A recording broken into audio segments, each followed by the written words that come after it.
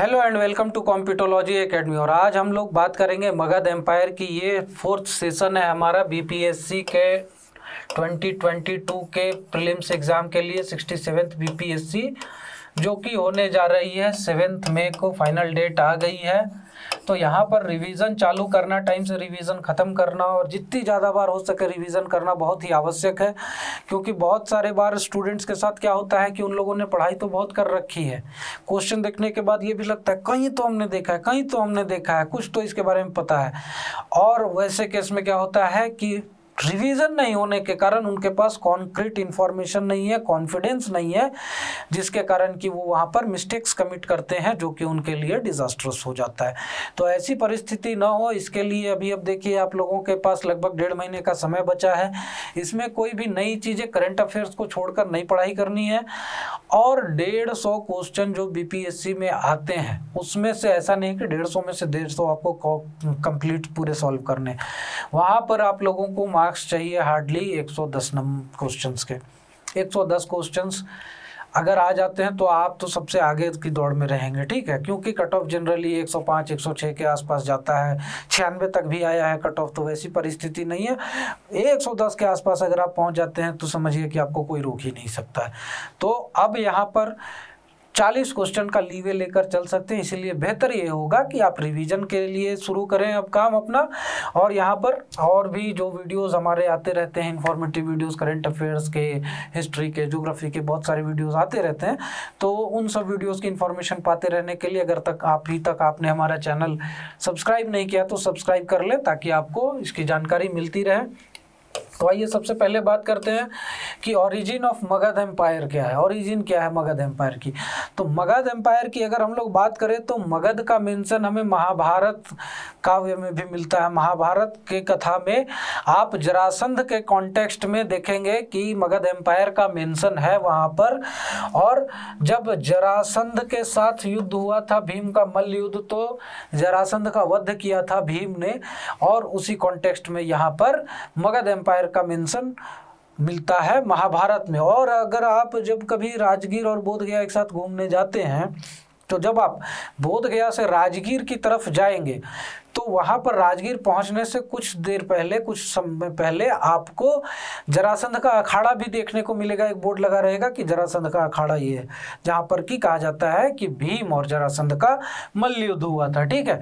तो यहाँ पर ये चीज़ ध्यान में रखना है कि प्रीलिम्स में अगर आता है कि सबसे पहले मगध एम्पायर का, मगध का मेंशन कहाँ मिलता है, तो वो है महाभारत, ठीक है। और यहाँ पर जब मगध था तो दक्षिण की तरफ गंगा नदी के मगध था, और उत्तर की तरफ गंगा नदी के विदेहा था, ठीक है। और दक्षिण की तरफ मगध था।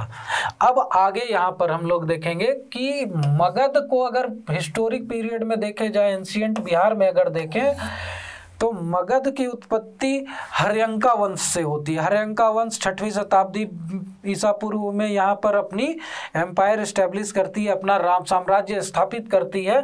और इसी समय ये जो मगध है एक शक्तिशाली राज्य के रूप में उभर कर आता है 6वीं शताब्दी में। और इसमें सबसे महत्वपूर्ण योगदान रहा मगध एम्पायर को ऐसे शक्तिशाली राज्य स्थापित करने में बिंबिसार और अजातशत्रु का। ये दोनों जो थे सो समकालीन थे महात्मा बुद्ध के। महात्मा बुद्ध भी 6वीं शताब्दी ईसा पूर्व में ही हुए, और उसी समय बिंबिसार और अजातशत्रु मगध साम्राज्य की स्थापना में अपना योगदान दे रहे थे, उसे बढ़ा रहे थे, उसका विस्तार कर रहे थे।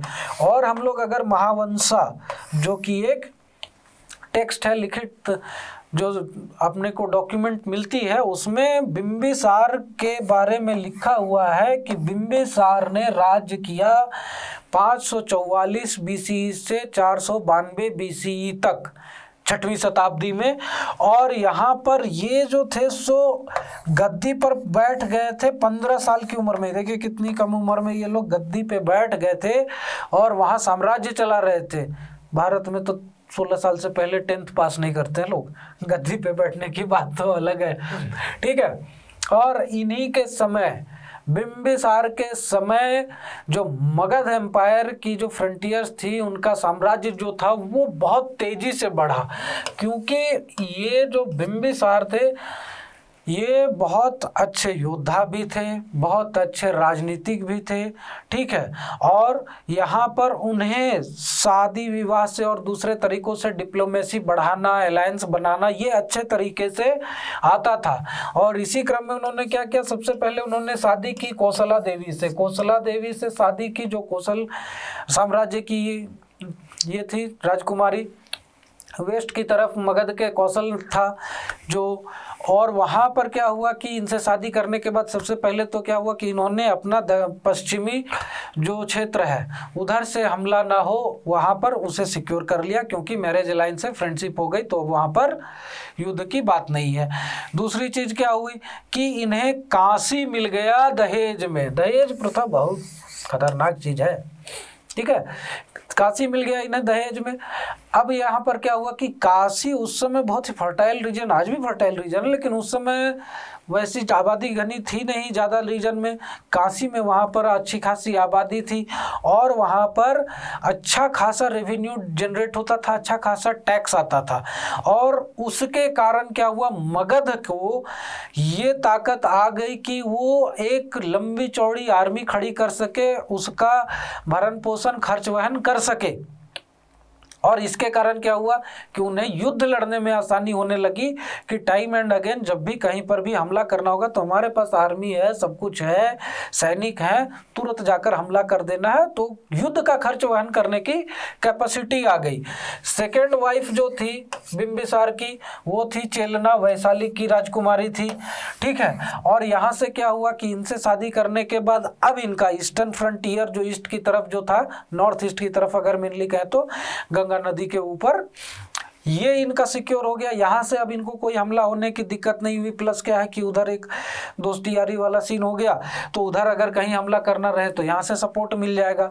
तो वज्जी रूलर्स के साथ, वज्जी एम्पायर के जो भी यहाँ पर राजा थे उनके साथ इनकी रिलेशनशिप इंप्रूव हो गई। तीसरी शादी भाई साहब ने जाकर पंजाब में की।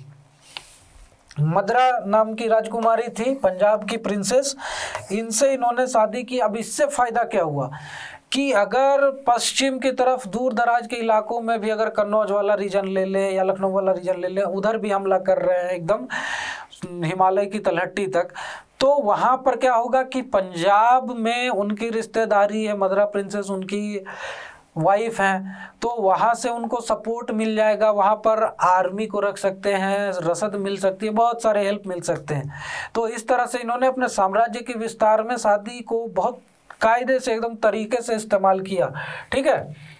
और यहाँ पर क्या हुआ, इसके कारण इनकी अपनी भी जो ये है स्थिति मजबूत हुई। क्या हुआ कि इनका भी अपना स्ट्रेचर बढ़ गया कि नहीं, राजा राजवाड़ों खानदान में शादी हो रही है, बड़े बड़े राजा के यहाँ हो रही है, खुद इतना बड़ा एम्पायर है। और इसी के कारण ये क्या किए कि आर्मी इनकी मजबूत होती चली गई। प्लस क्या है कि अलग अलग जगह से हेल्प भी मिल रहा है, सपोर्ट भी मिल रहा है, अलग अलग जगह फ्रेंडली रिलेशन बना लिए हैं, अलग अलग जगह मैरिज अलायंस है। उसके कारण यहाँ पे इन्होंने बहुत बड़ा एम्पायर अपना खड़ा कर लिया, बहुत सारे जगहों को अटैक किया, ठीक है। और इन्होंने सबसे मेजर जो अटैक किया वो किया अंगा पे। अंगा पूर्व की तरफ था, साउथ ऑफ रिवर गंगा अगर हम लोग बात करें तो ये मुंगेर और भागलपुर वाला रीजन। और यहाँ पे क्या हुआ कि इन्होंने ईस्ट में अंग को जीत लिया और वहाँ के जो राजा थे ब्रह्मदत्त उनको मार दिया, ठीक है। दूसरी इनकी मेजर जो लड़ाई हुई वो हुई चंद्रप्रद्योत से। चंद्रप्रद्योत जो कि अवंती के राजा थे, लेकिन ये भी कोई कमजोर थे नहीं, मध्य प्रदेश के रीजन में अवंती आती थी।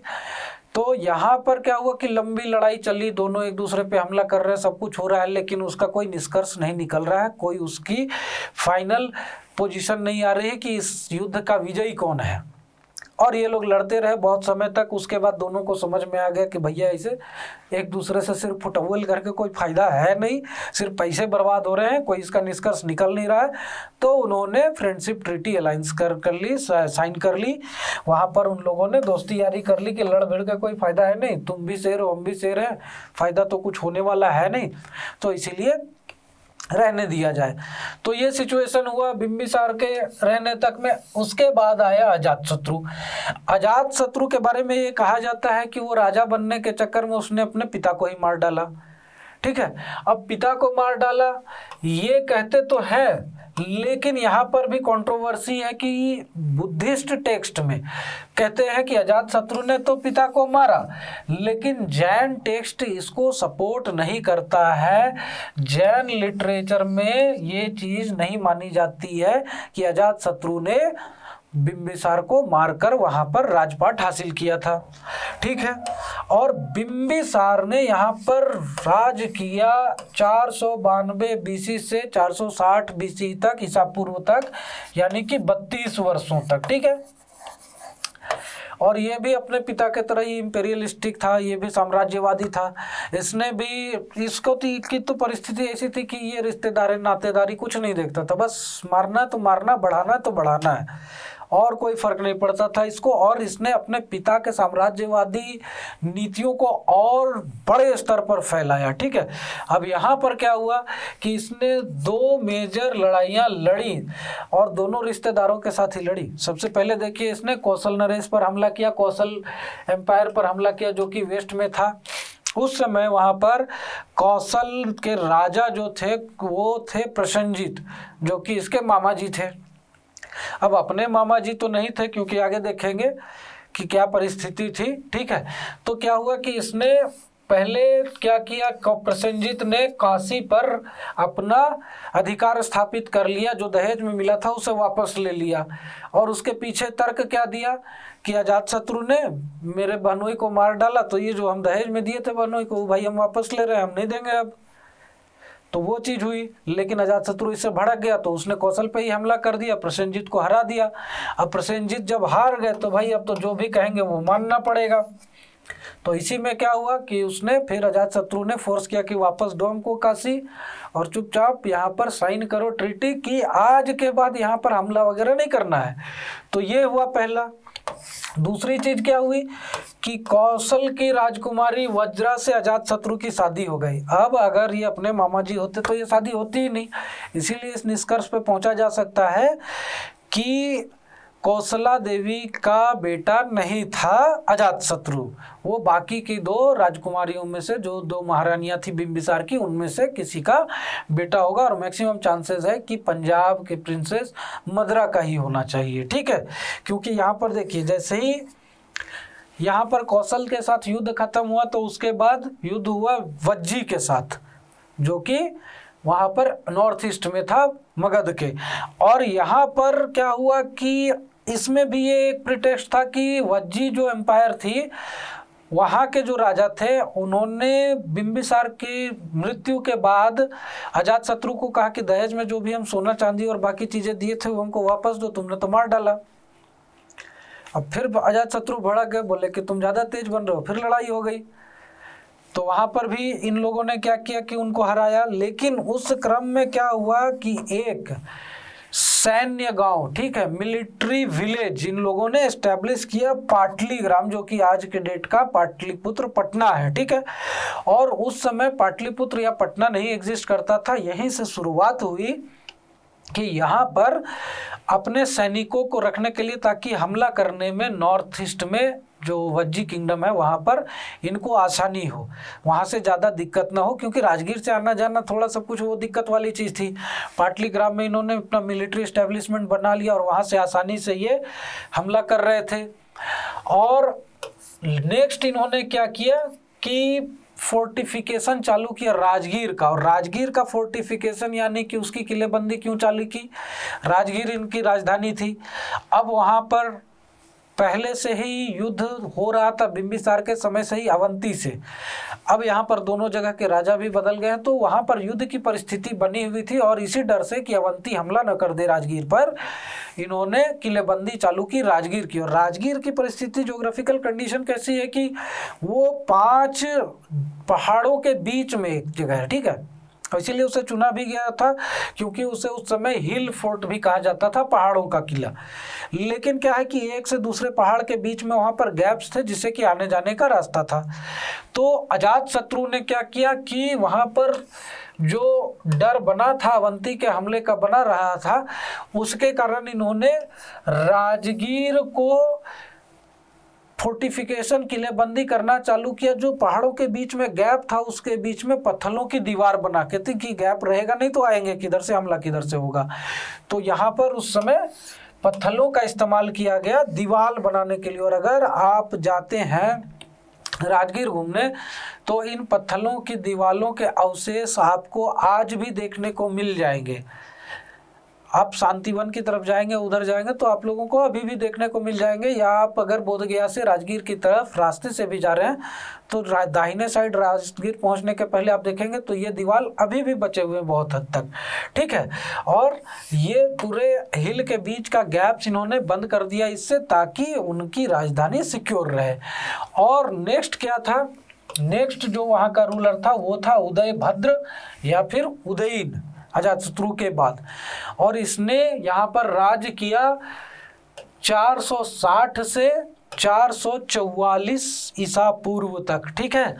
और इसने अवंती के तरफ से हमले का डर को देखते हुए, पाटलीग्राम पहले से एस्टेब्लिश हो चुका था, मिलिट्री गैरिसन बन चुका था, वहाँ पर ऑलरेडी आबादी थी, तो इसने अपनी राजधानी राजगीर से विस्थापित करके उसे वहाँ ले गया पटना या पाटलिपुत्र, पाटलिपुत्र ही कहेंगे क्योंकि पटना तो आज का ही है, ठीक है। वहाँ पर अपनी राजधानी बना दी। एक कारण तो अवंती था, दूसरा कारण क्या था कि इनके जो साम्राज्य था वो उत्तर की तरफ या पश्चिम की तरफ या पूर्व की तरफ फैल चुका था इतना कि उसके लिए इन्हें एक बढ़िया ट्रांसपोर्ट एंड कम्युनिकेशन का सिस्टम चाहिए था। और उस समय उतने रोड नहीं हुआ करते थे, ठीक है। अब सड़कें नहीं होने के कारण मूवमेंट में, ट्रांसपोर्ट एंड कम्युनिकेशन में दिक्कतें आ रही थी। और उसका सबसे बढ़िया उपाय क्या था, पाटलिपुत्र। पाटलिपुत्र पर 4 नदियां आकर मिलती हैं और उन नदियों के थ्रू ट्रांसपोर्ट एंड कम्युनिकेशन का व्यवस्था आराम से किया जा सकता है नावों के यूज से। तो ये चीज हो गई। नेक्स्ट क्या हो गया कि जितनी भी आबादी थी, मैक्सिमम आबादी, उस समय की इकोनॉमी ऐसी थी, अर्थव्यवस्था की, वो मैक्सिमम खेती पर डिपेंडेंट थी। जो मैक्सिमम टैक्स भी आता था, जो राजा थे उनका एडमिनिस्ट्रेशन का, वो आता था खेती के उपज से ही।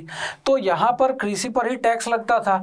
और जो मैक्सिमम कृषि होती थी वो नदियों के आसपास ही होती थी, क्योंकि वहीं पर बढ़िया जलोढ़ मिट्टी थी, एलुवियल सॉइल थी, तो उसके आसपास ही लोग रहते थे। तो इनको ज़्यादा दूर सड़कों से ट्रेवल नहीं करना पड़ता, नज़दीक में ही नदी पर लाए, अपना टैक्स कलेक्ट कर लिए। अगर उन्होंने अनाज ही कलेक्ट किया है या पैसे जो भी है तो वो उसे फिर राजधानी तक लाने में आसान होती थी। इसीलिए इन्होंने इसे कैपिटल बना दिया पटना को, पाटलिपुत्र को, ठीक है। लेकिन क्या हुआ कि उदयीन के बाद के जितने भी जो रूलर आए, जो राजा आए मगध के, वो उतने मजबूत नहीं थे, उतने सक्षम नहीं थे कि वो उतने बड़े एम्पायर को, उतने बड़े साम्राज्य को संभाल सके। और दूसरी चीज क्या होती थी कि यहाँ पर महावंशा में जैसा लिखा गया है कि जल्दी से जल्दी राजा बनने के चक्कर में बिना ज्ञान लिए, बिना सोचे समझे, बिना कुछ सीखे, वहाँ के जो राजकुमार थे अपने पिता की हत्या कर देते थे, अपने भाइयों की भी हत्या कर देते थे। उसके कारण क्या हुआ कि उनकी अपनी पकड़ तो बनी, वो राजा तो बन गए, लेकिन ओवरऑल एडमिनिस्ट्रेशन पूरा जो है, जो व्यवस्था है, वो गड़बड़ होती चली गई। और इसीलिए महावंशा में इन्हें मेंशन किया गया है कि वो लोग पिता के हत्यारे थे, ठीक है। और यहाँ पे बाद में क्या हुआ कि मिस एडमिनिस्ट्रेशन इतना फैल गया, अराजकता ऐसी फैलने लगी कि जो प्रजा थी मगध एम्पायर की, उन्होंने ही इस चीज को आगे बढ़ाया, सपोर्ट किया कि मगध के राजा के हाथ से साम्राज्य निकल जाए, मगध एम्पायर के राजा खत्म हो जाए, उनकी राजगद्दी चली जाए। और यही चीज बाद में हुई भी, आगे के लेक्चर्स में हम लोग देखेंगे। और जो आखिरी राजा जो मेंशन किया जाता है मगध एम्पायर के कॉन्टेक्स्ट में, हर्यंका डायनेस्टी का, हर्यंका वंश का, वो था नागदशक। उसके बाद हर्यंका वंश खत्म हो गई और उसके बाद फिर शिशुनाग का रूल आएगा, जो कि हम लोग आगे के वीडियो में देखेंगे। तो आगे के वीडियो भी मिस न करें ताकि आप लोगों को प्रॉपर कनेक्शन के साथ पूरी हिस्ट्री समझ में आए, ठीक है। और last but not the least, मैं यहाँ पर ये बताना चाहूँगा कि जनरल स्टडीज़ की foundation course UPSC civil services 2023 के लिए अनाउंस कर दी गई है कॉम्पिटोलॉजी एकेडमी के तरफ से, जो कि 28 मार्च 2022 से चालू होगी। ठीक है, और ये सुबह की मॉर्निंग बैच होने जा रही है, जिसमें कि प्रीलिम्स कम्स मेंस की पूरी सिलेबस डिटेल में कवर की जाएगी। और ये ऑफलाइन बैच होने वाली है। यहाँ पर आप लोगों को पर्सनल मेंटरिंग और hand holding till the final selection last तक एकदम मिलेगी। और बाकी की जानकारी के लिए आप हमें कॉल करके जानकारी ले सकते हैं। ये हमारा मोबाइल और व्हाट्सएप नंबर है, ये हमारा लैंडलाइन नंबर है। और डिटेल जानने के लिए सिलेबस के बारे में और बाकी चीज़ों के लिए आप हमारे वेबसाइट पर जाकर लॉगिन करें, वहाँ से PDF डाउनलोड कर लें, उसमें भी सारी इन्फॉर्मेशन प्रोवाइडेड है। और भी कोई जानकारी चाहनी हो मेल के माध्यम से अगर आप लोगों को संपर्क करना हो तो नीचे डिस्क्रिप्शन में मेल ID भी दी हुई है। और हमारे सोशल मीडिया चैनल्स पर भी हमें फॉलो करें। ये हमारा फेसबुक और इंस्टाग्राम का चैनल है, ये हमारा टेलीग्राम का चैनल है। और ऐसी इन्फॉर्मेटिव वीडियोस पाते रहने के लिए हमारे चैनल को सब्सक्राइब कर लें और बेल आइकन भी दबा दें, ताकि जब भी हम नई वीडियोस डालें तो उसकी इन्फॉर्मेशन आप तक पहुंचती रहे। Thank you very much and have a nice day.